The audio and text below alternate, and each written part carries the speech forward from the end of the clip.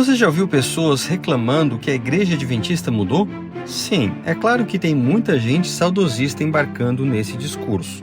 Por outro lado, há aspectos que não podem ser ignorados. De fato, vivemos uma crise de identidade visível na música, na pregação, no estilo de vida e na compreensão de muitas doutrinas. Você já se perguntou sobre como será a igreja daqui a alguns anos? É hora de retomar nosso papel de remanescente. Adventismo para uma Nova Geração é um e-book para ajudar jovens, universitários e líderes a transmitir valores adventistas no novo contexto digital. São 49 capítulos e mais de 200 páginas, com textos leves e profundos, para quem quer se apaixonar pela mensagem do terceiro anjo e cumprir a missão. Adquira agora pelo link na descrição, comentário fixado ou pelo QR Code que está aparecendo. Adventismo para uma Nova Geração. Chegou o livro que você precisa ler para viver sua fé nesse tempo. Boa tarde. Eu espero que você tenha almoçado tão bem quanto eu almocei. Olha, quero agradecer a você que veio também hoje à tarde, que está aqui conosco. Nós vamos continuar estudando assuntos que são, de certa maneira, essenciais para nós recobrarmos aquilo que nós somos e o plano que Deus tem também para a nossa vida. Eu vou pedir para colocar a apresentação para a gente. Nós vamos já iniciar. E deixa eu contar para você algo bem interessante. Certa vez, um homem foi à igreja e a sua esposa já orava por isso há muito tempo, porque ela era cristã, mas ele não. Infelizmente, aconteceu que ela não pôde acompanhá-lo justo naquela noite. E ela ficou assim muito preocupada, como é que ele vai ser recebido? Sobre o que vão tratar? Será que vai ter alguém especial, um conjunto, uma música? Alguma coisa que marque bem o meu esposo? E ela ficou ali muito aflita, pensando em todas essas questões, orando por ele, e finalmente deu o horário, o culto já tinha se encerrado, e ela ficou aguardando o retorno dele. Quando ele chegou em casa, ela tentou segurar a ansiedade, mas logo ela perguntou: "E aí, amor, como é que foi o culto?" E ele respondeu: "Foi bom", mas não disse mais nada. E você sabe, né? Isso é quase que matar a esposa de curiosidade. E ela não estava satisfeita com essa resposta. Ela queria mais. Ela perguntou: "Mas e aí? Sobre o que foi pregado hoje? O que foi dito?" Ele disse assim: "Olha, hoje o sermão foi sobre o pecado." "E o que você achou? O que foi dito exatamente?" E o marido ficou um pouco pensativo assim. E finalmente ele respondeu: "Bom, eu acho que o pregador era contra, mas eu não entendi direito." Essa história é interessante para a gente entender que às vezes parece que a nossa mensagem ela não é clara, ela não é objetiva. E a gente tem que entender algumas coisas quando a gente fala de mensagem cristã, do objetivo para a gente existir, qual é o nosso propósito enquanto igreja, para que as pessoas ouçam aquilo que nós queremos dizer e não tenham dúvidas a respeito da nossa mensagem. O nosso tema, agora à tarde, é um tema de certa maneira muito controverso, porque já tem gerado alguns debates. Mas é bem verdade que, à luz da palavra de Deus, e também à luz dos escritos do Espírito de Profecia, esse é um tema bastante claro. E a gente vai ver, então, quais são algumas perspectivas dos emergentes a respeito de adoração e também daquilo que a Igreja Adventista pensa sobre esse tema. A gente falou um pouquinho, na parte da manhã, que a igreja emergente ela tem uma preocupação em resgatar esse conteúdo histórico. E nós vimos o que significa esse conteúdo histórico. É expor pessoas de uma geração pós-cristã a diversas expressões da tradição cristã ao longo da história. Então, é um pacote, um mix, que é apresentado. Você pega um pouquinho do catolicismo medieval, com as suas práticas, um pouco do pentecostalismo e um pouco também da enologia tradicional do mundo protestante. E isso tudo é apresentado em formato de culto.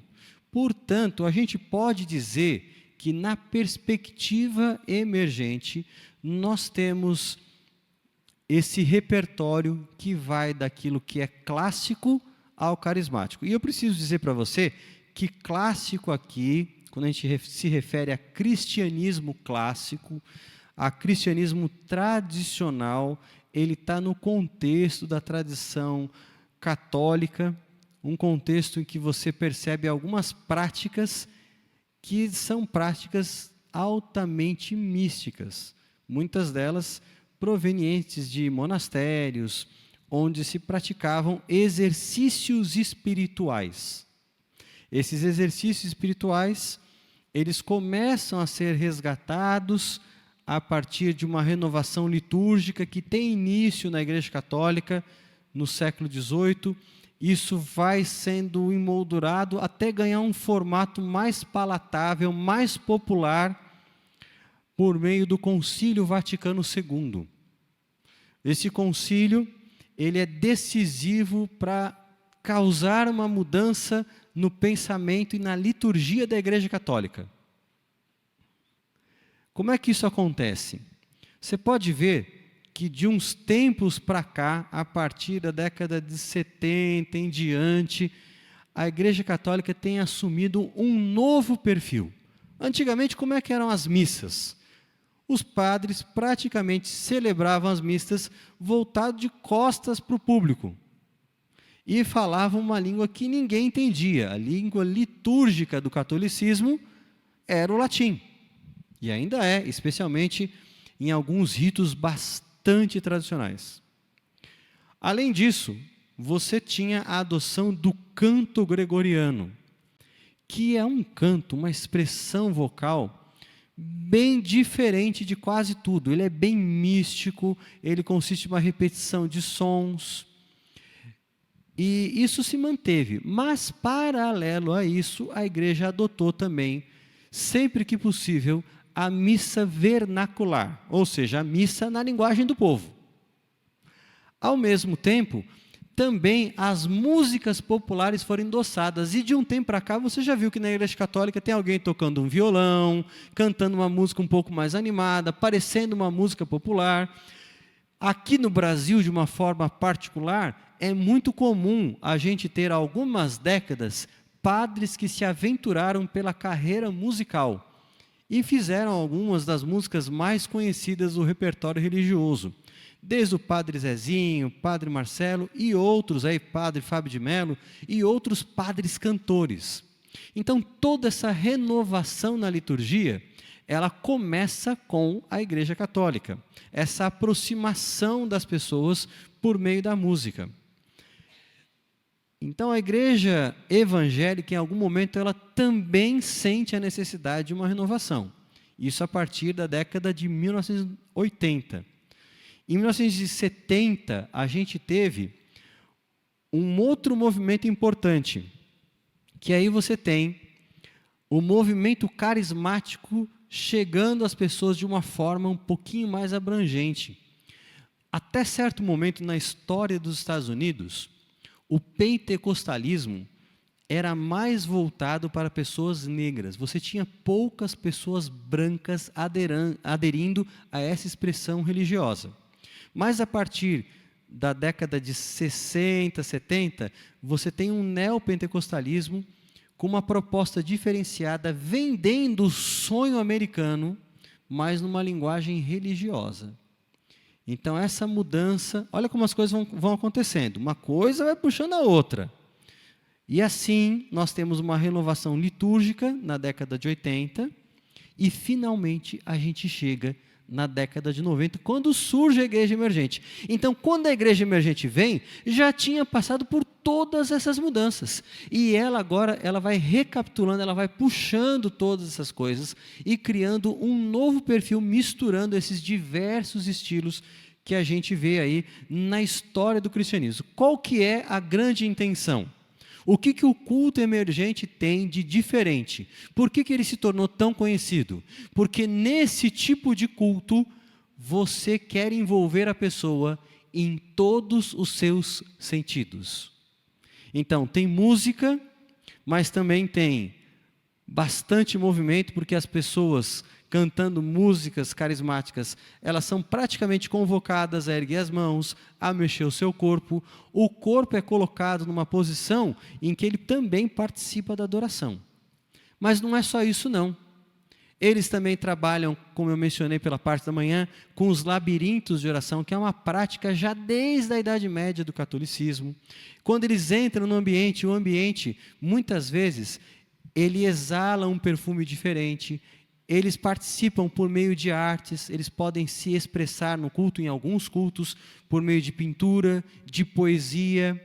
Também tem uma outra coisa muito importante, eu preciso resgatar algo que eu disse na sexta-feira. Quem estava aqui sexta-feira vai se lembrar que eu disse que a visão de Deus é uma visão diferente. Deus é encarado de uma forma panenteísta. Você se lembra? O que é o panenteísmo para quem não estava aqui? É a ideia de que Deus, ele engloba todas as coisas, mas todas as coisas juntas são menor do que Deus. No panteísmo, a realidade é Deus, tudo é Deus. No panenteísmo, tudo faz parte de Deus. Tem essa diferença. Então, você consegue sentir a presença do sagrado em todos os lugares. Até onde isso nos leva? Bom, se Deus se manifesta em todos os lugares, em todas as coisas, Ele pode se manifestar também na cultura popular. Ele pode se manifestar por meio de filmes, Ele pode se manifestar nas artes. E no culto emergente você tem essas coisas. Você tem, às vezes, trechos de filmes, você tem o uso de músicas, mesmo seculares, porque, na verdade, tudo leva a Deus. Tudo acaba conduzindo a Ele. Então não tem essa diferença entre aquilo que é sagrado e aquilo que é profano, que você já se habituou a ouvir. E claro que faz parte da Bíblia, mas para eles não tem essa diferença. Agora, quando você pensa nesse modelo de adoração que é super envolvente, é muito emocional e pouco cognitivo. Há pouca coisa a ser ensinada, a ênfase não está no estudo da palavra. A pregação, em muitas dessas igrejas, ela se torna extremamente minimalista. É uma história que é contada para as pessoas e às vezes você lê alguns poucos versículos da Bíblia. Alguns até mesmo fazem menções a filmes e coisas da cultura, e dessa maneira incorporam esses elementos no próprio sermão.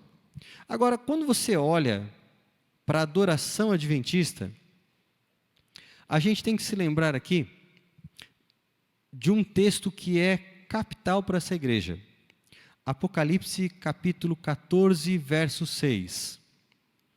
Vi outro anjo voando pelo meio do céu, tendo em sua mão o evangelho eterno, para proclamar a toda tribo, raça, povo e nação, dizendo, verso 7, temei a Deus e dai-lhe glória, porque vinda é a hora do seu juízo, e adorai aquele que fez os céus, o mar, a terra e as fontes das águas. Olha quantos elementos interessantes nós temos aqui. Em primeiro lugar, esse anjo, ele sustenta, ele segura, ele carrega o evangelho eterno, e ele tem um destino. Para quem ele vai pregar esse evangelho eterno? Para quem? Para todas as tribos, povos e nações. Mas, espera aí. A gente geralmente, quando lê esse texto, entende que se está englobando todos os povos, tribos e nações, significa que é para todos. Aqueles que estão debaixo da terra. O texto fala, aqueles que habitam debaixo da terra. Quem são esses que habitam debaixo da terra? Essa expressão aparece várias vezes no livro de Apocalipse. E ela, em geral, se refere àqueles que são inimigos de Deus. São esses que vão receber a marca da besta. Aqueles que habitam sobre a terra. Então essa expressão ela não é neutra e nem topográfica no sentido de descrever simplesmente de forma sem nenhum juízo de valores as pessoas que vivem no mundo. Não, é uma expressão para caracterizar aqueles que são inimigos de Deus. Agora, perceba uma coisa, mesmo eles sendo inimigos de Deus, Deus tem uma última mensagem para eles. Deus é o Deus que ama os seus inimigos e que quer salvá-los. E que mensagem é essa que Deus tem para esses inimigos? Essa mensagem, ela tem praticamente 2 pontos principais. O primeiro ponto qual que é? Temei a Deus e dai-lhe glória. E adorai. Olha, é um convite à adoração. Nós somos convidados a adorar a Deus. Nós somos convidados a adorar a Deus porque estamos num contexto de juízo. As pessoas precisam ser advertidas a respeito desse juízo para que tomem uma decisão de adorar a Deus, de se posicionar ao lado dele. Esse Deus é apresentado no texto como Criador e como juiz. E olha que interessante, você já percebeu que esse texto, essa sequência, aquele que fez os céus, o mar e a terra, essa sequência aparece não só aí na Bíblia? Já percebeu isso? Essa é a mesma sequência que aparece no 4º mandamento. Nós temos aqui nesse texto uma alusão, uma referência indireta ao sábado. Mas não é só isso, porque o texto termina dizendo aquele que fez as fontes das águas. E essa expressão, fontes das águas, ela não aparece no texto de Êxodo 20. Não aparece no texto do 4º mandamento. Essa expressão, ela nos remete a Gênesis capítulo 9. Em Gênesis capítulo 9, nós temos o dilúvio. Deus está lembrando que Ele é o juiz e que Ele tem o poder de julgar a terra, é sua prerrogativa, assim como Ele fez por ocasião do juízo. Então esse Deus que é criador e é juiz, Ele exige das pessoas um posicionamento.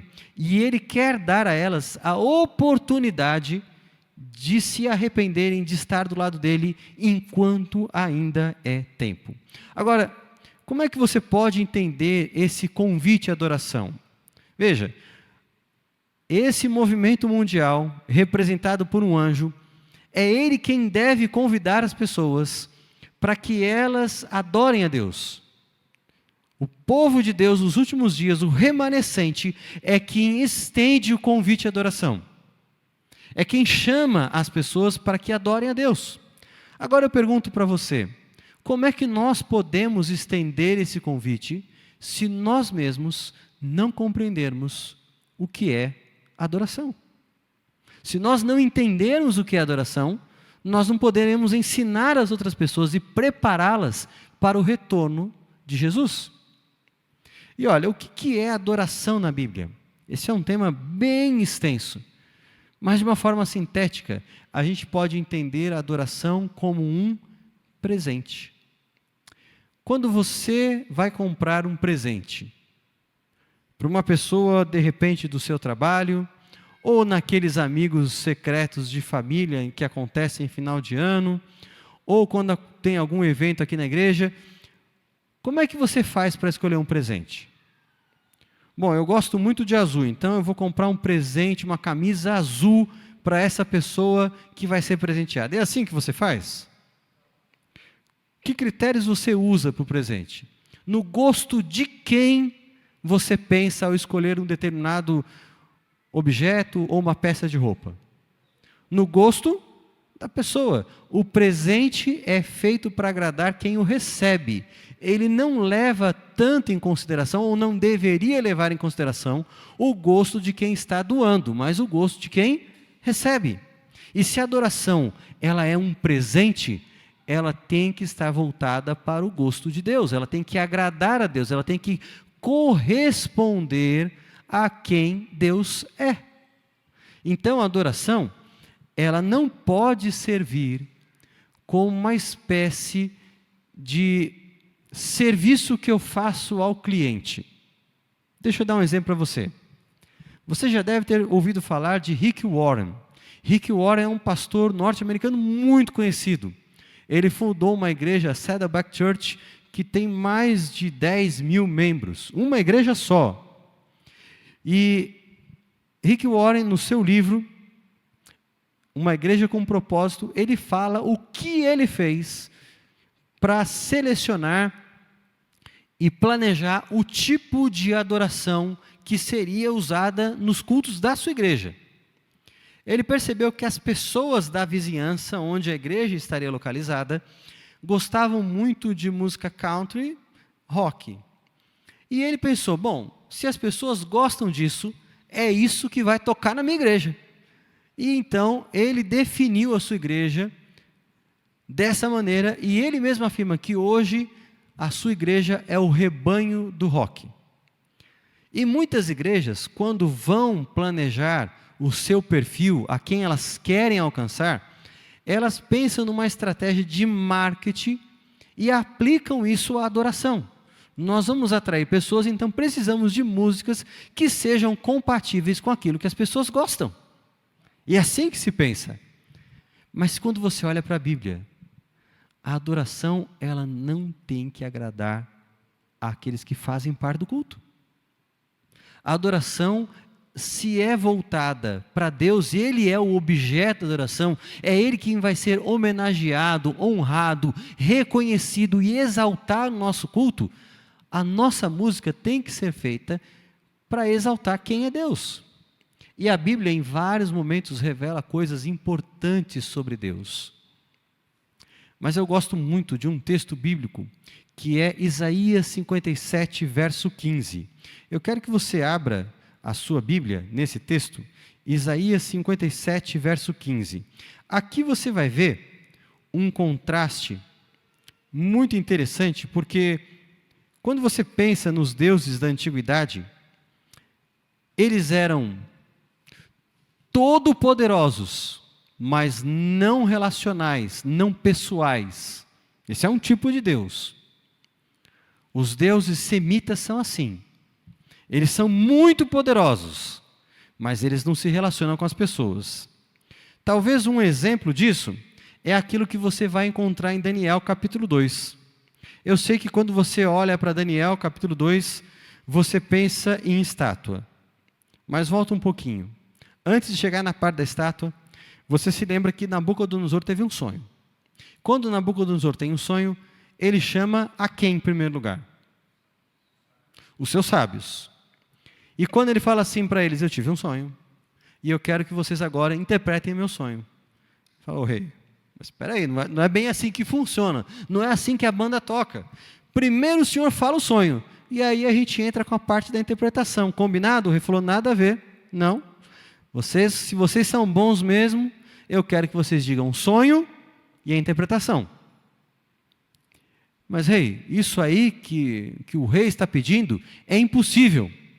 Esse tipo de coisa, somente os deuses é que sabem. Mas os deuses não habitam com os homens. Deuses poderosos, mas não pessoais. Esse é um tipo de Deus. Mas você tem um segundo tipo de Deus, os deuses ocidentais, como os deuses greco-romanos, por exemplo. Esses deuses, eles são muito pessoais, mas eles não são todo-poderosos, eles são limitados. Eles são mais poderosos que o ser humano, mas eles têm limites. Um exemplo de como esses deuses são extremamente pessoais e se relacionam com o ser humano é Zeus.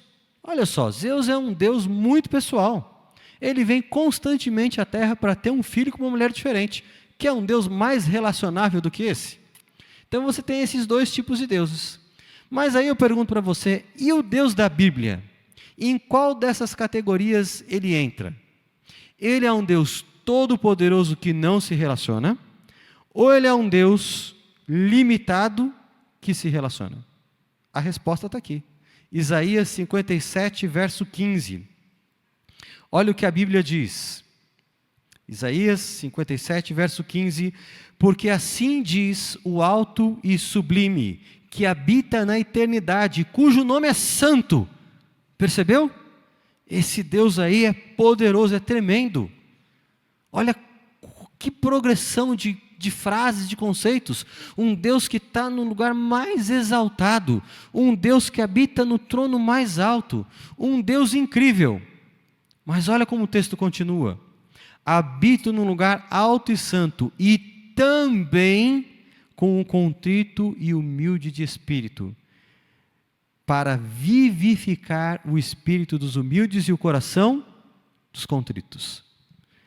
Esse Deus, Ele é poderoso, infinitamente poderoso? É. Mas Ele é pessoal? É. É o único Deus na história que conjuga as duas coisas. Ele é todo-poderoso, infinito, mas Ele também se relaciona. Aliás, se você voltar para Daniel 2, quando ele finalmente aparece diante de Nabucodonosor, sabe o que ele fala? Quando Nabucodonosor pergunta, você vai conseguir interpretar? Ele fala, eu não, mas há um Deus no céu, um Deus no céu, um Deus poderoso, mas que revela mistérios, que se relaciona. Esse é o Deus da Bíblia. Então, quando a gente olha algumas ideias sobre Deus, aquilo que a Bíblia fala sobre Ele, a gente consegue agregar conceitos importantes a essa ideia da adoração. Quando a gente fala de adoração na Bíblia, a gente está falando de sentimentos como reconhecimento, gratidão, louvor,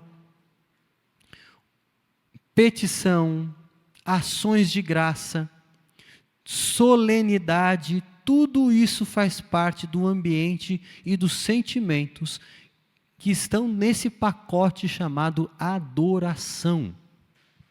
Veja, a Bíblia nos pede para comparecer diante de Deus com alegria, com júbilo. Mas a Bíblia também nos ensina que devemos estar contritos diante dEle.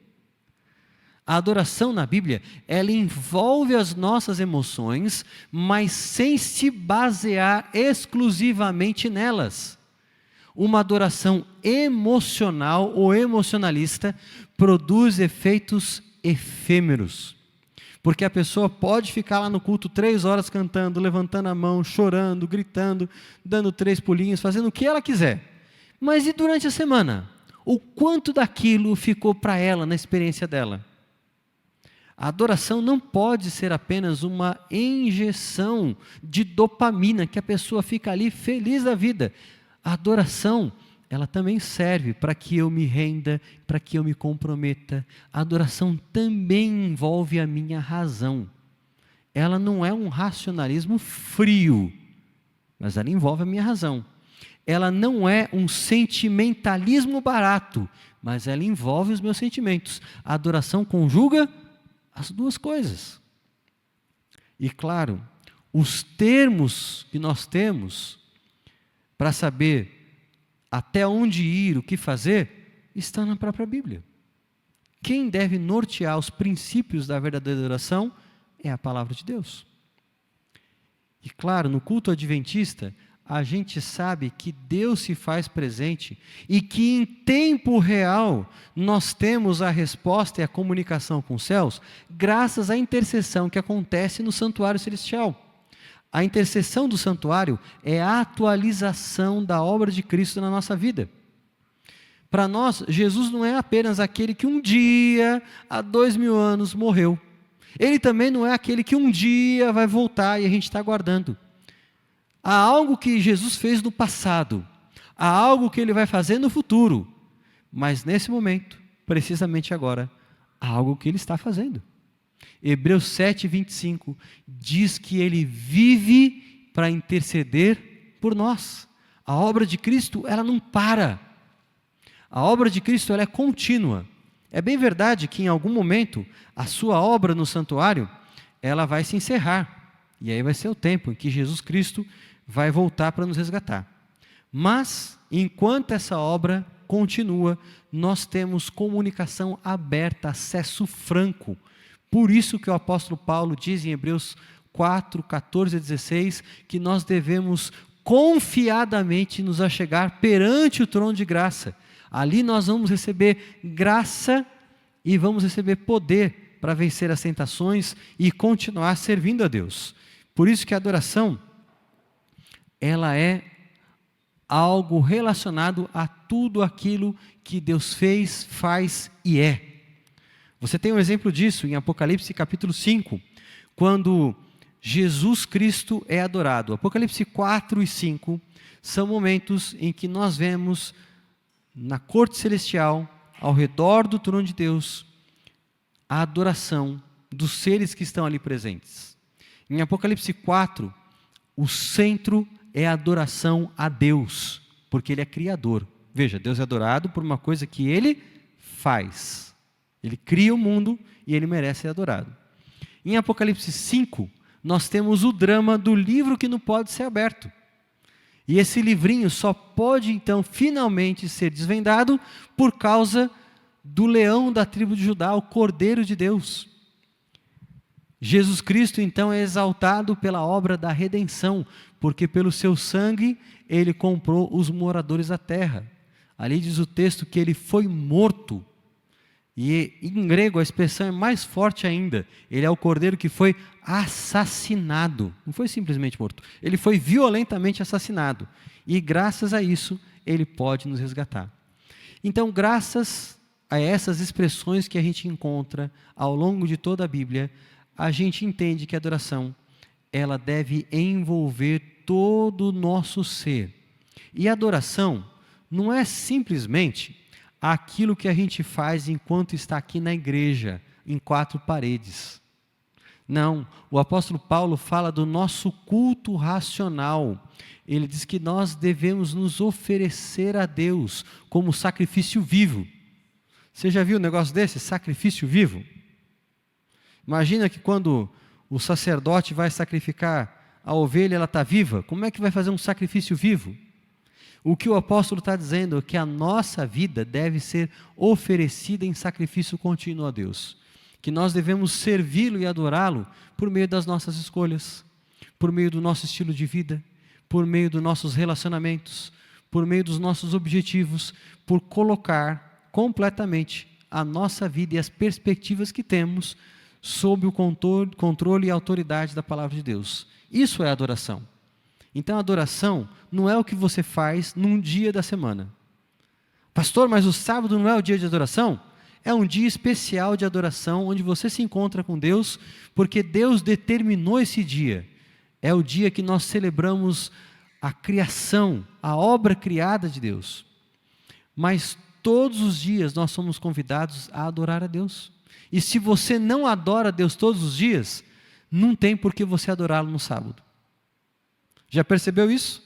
A pessoa que passa a semana inteira desconectada com Deus, ouvindo músicas seculares, envolvida com filmes e séries do mundo, fazendo coisas erradas, como é que ela vai vir aqui no sábado para adorar a Deus? O que ela conhece desse Deus? O que ela experimentou do poder de Deus durante a semana? Quando eu venho aqui no sábado, eu vou expressar aquilo que Deus fez, eu vou agradecer por todos os momentos que eu passei junto com Ele durante a semana. O sábado é o ponto principal da minha semana com Deus, mas não pode ser o único encontro que eu tenho com Ele. Não pode ser. E a Bíblia tem um conceito muito interessante, que fecha com isso que a gente está dizendo, que é a questão de espírito e verdade. Jesus mesmo disse à mulher samaritana que os verdadeiros adoradores que o Pai busca são aqueles que o adoram em espírito e em verdade. A adoração na Bíblia tem que ser um fenômeno espiritual. A adoração na Bíblia tem que ver com o reconhecimento de quem é Deus, mas ela também é pautada pela verdade, a verdade revelada por Deus. Aquilo que Deus disse tem que servir para que eu adore. Eu não posso criar agora novos critérios, pensando em alcançar este ou aquele, ou agradar um número de pessoas. A adoração não foi feita para agradar pessoas. Se a gente adora para agradar pessoas, como dizem, algo de errado não está certo. Precisa ser corrigido isso. A adoração é para agradar a Deus. Eu quero fechar esse primeiro assunto, contando isso aqui para você. A Igreja Adventista, a gente já relembrou aí, surgiu a partir do movimento millerita, depois do desapontamento de 1844. E ela foi se desenvolvendo até que assumiu esse nome, Igreja Adventista do Sétimo Dia, em 1860 a 61. Mas no último quarto do século XIX, começou a aparecer um movimento muito interessante nos Estados Unidos, o movimento Holiness, ou movimento de santidade. Esse movimento ele surge nas campais metodistas. Era muito comum a igreja metodista organizar grandes campais que atraíam pessoas das mais diversas denominações religiosas. E essas campais, em algum momento, foram palco de alguns exageros e arroubos emocionais. Então tinha gente gritando, tinha gente caindo no chão, tinha gente falando em línguas estranhas, tinha gente manifestando os mais diversos fenômenos, curas, milagres, etc. O movimento de santidade, ele é precursor do pentecostalismo. A gente não tem igrejas pentecostais antes do início do século XX, mas as características são muito semelhantes e é isso que vai depois dar origem ao movimento pentecostal. Qual foi a reação dos adventistas ao movimento de santidade? Num primeiro momento, a reação unânime foi rejeição. Não podemos acreditar no movimento que defende um reavivamento que não está baseado nas Escrituras, que não busca a verdade da palavra de Deus. Mas lá para o final da década, para o final do século, na última década do século XIX, 1890, A.T. Jones e Wagner eram já expoentes muito conhecidos por causa da Assembleia de Minneapolis em 1888. E o Wagner era um importante editor nessa fase, mas tinha um problema, porque o Wagner começou a ler vários livros do movimento de santidade. E ele começou a incorporar o mesmo tipo de linguagem que eles usavam, as mesmas expressões, as mesmas ênfases. E ele começou a escrever uma série de editoriais que sempre terminavam com a expressão: receba agora o Espírito Santo. E a coisa foi cozinhando. Até que começou-se um movimento buscando reavivamento por meio de alguns evangelistas, e um deles era Bullinger, que depois, no século XX, vai se voltar contra a igreja adventista.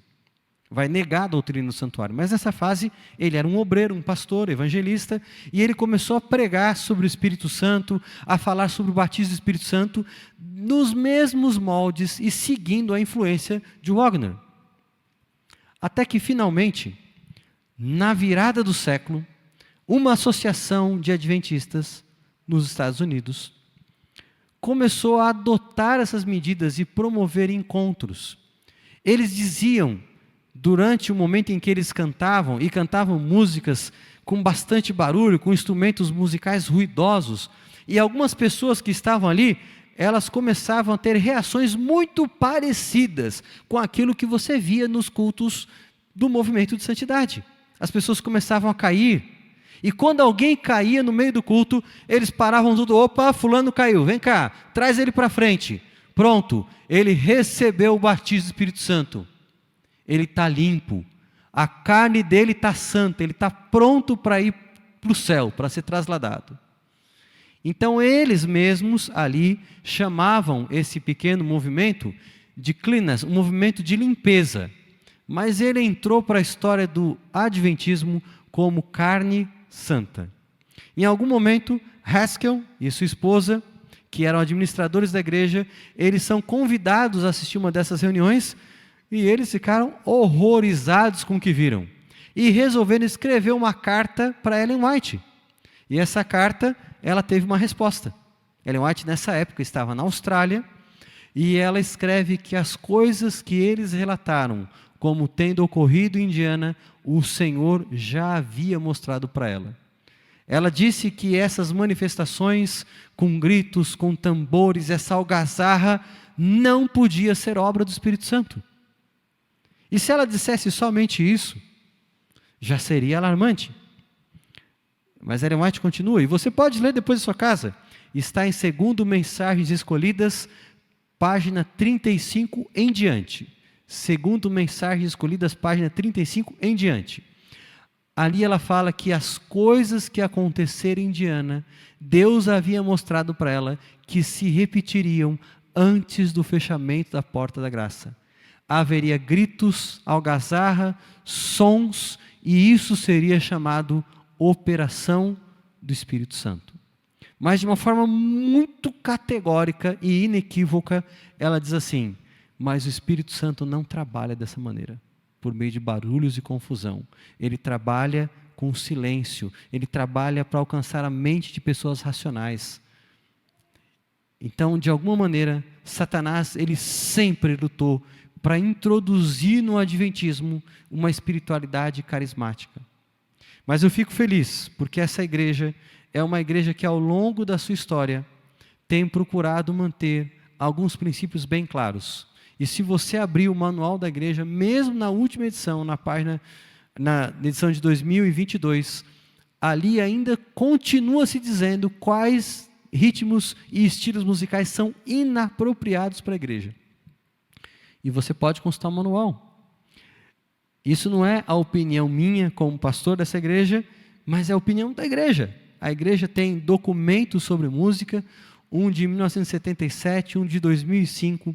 Esses documentos, eles reafirmam esses princípios que nós encontramos no Espírito de Profecia.